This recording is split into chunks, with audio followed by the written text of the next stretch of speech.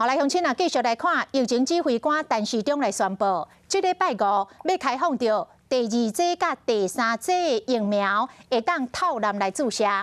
注第3剂的时间也是维持咱5个月时间。注射牌子有莫德纳、BNT 甲高端 ，AZ 无包括在内。也毋过有专家认为讲，注第3剂的规矩伤过复杂咯，恐惊民众母袂清楚，到时阵会有漏交。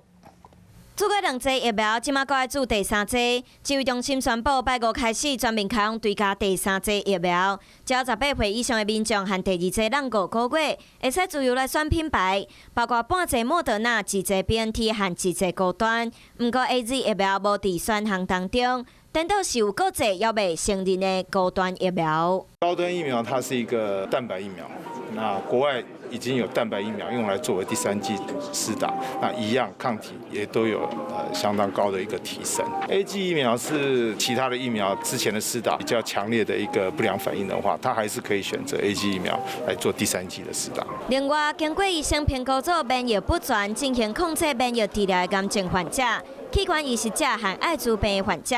只要病情稳定，12岁以上的人，28天就会使注全剂量的 mRNA 或者是高端疫苗。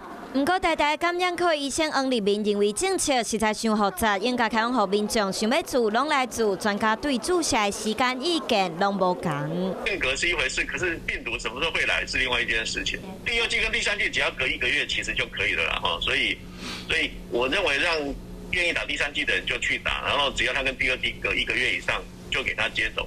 那这个相对上会比较明确而且简单。